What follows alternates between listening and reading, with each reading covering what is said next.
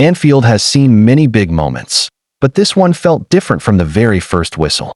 It was not just about 3 points, not just about a new star scoring his first goal, and not just about Liverpool trying to stay strong at the top. This was an emotional afternoon, heavy with memories, mixed with relief, tension, and a glimpse of the future.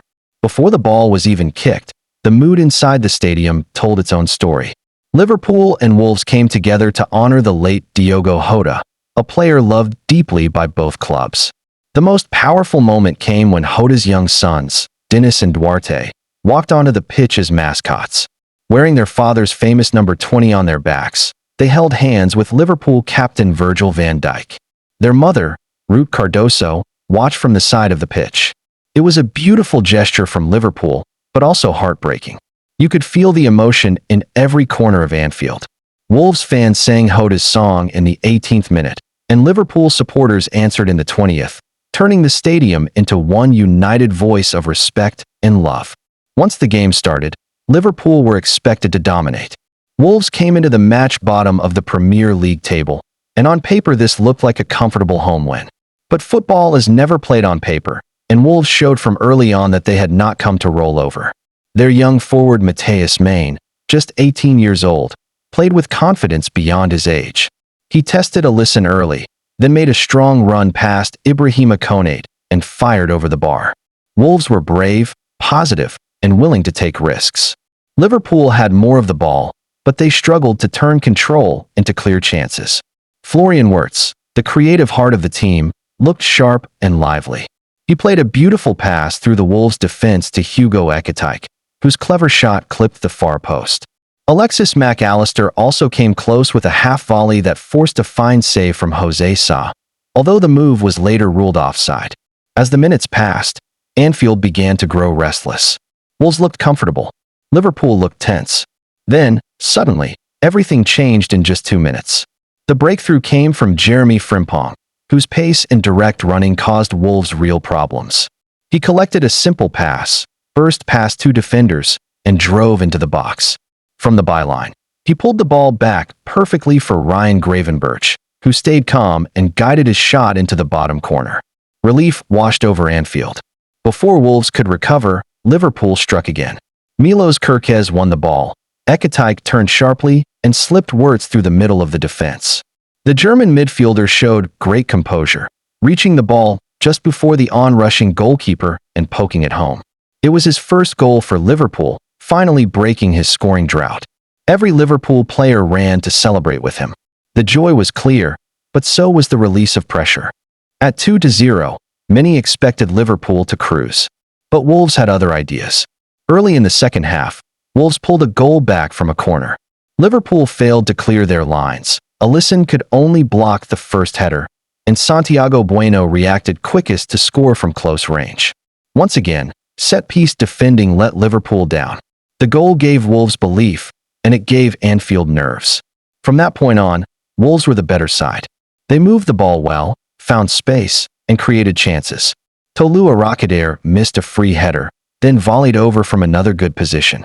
Liverpool began to sit deeper, losing control. At one point, Konate even turned to the crowd, asking for more noise, more support. Late substitutions from Wolves increased the pressure even more.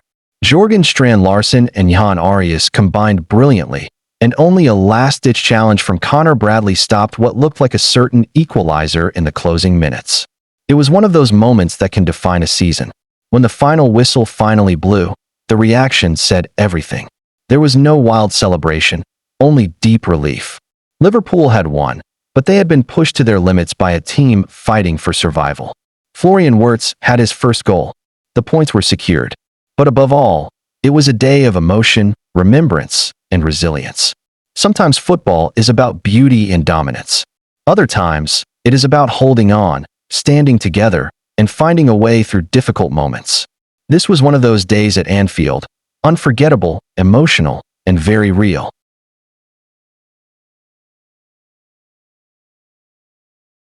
Liverpool fans love new heroes, but every now and then, a signing arrives who feels different. Not loud, not overhyped, just devastatingly effective. This season, that player is Hugo Ekitike. When Liverpool spent huge money in the summer, most of the attention went to the headline names. Alexander Isak, Florian Wirtz. Big fees. Big expectations.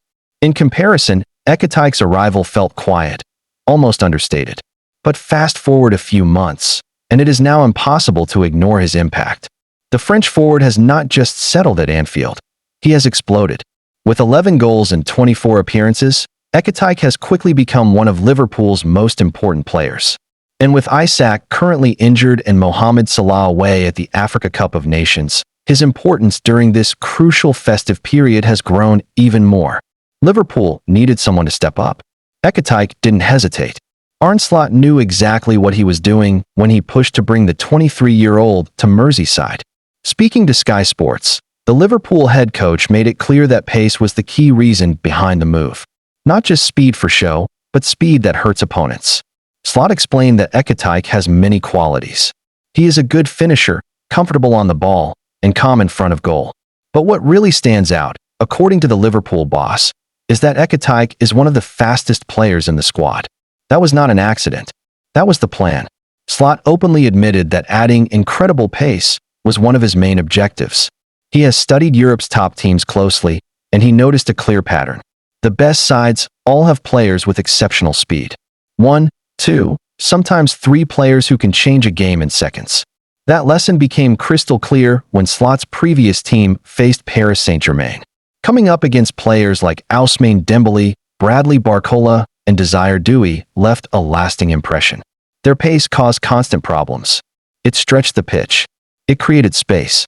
It terrified defenders. Slot didn't forget that night. Instead of complaining, he adapted. And Hugo Ekatike became the answer. What makes Ekatike so dangerous is that his pace is not his only weapon. Yes, he can burst past defenders and attack space behind the back line. But he is also intelligent. He knows when to slow the game down. He can hold the ball under pressure, bring teammates into play, and operate in tight spaces. That balance is rare.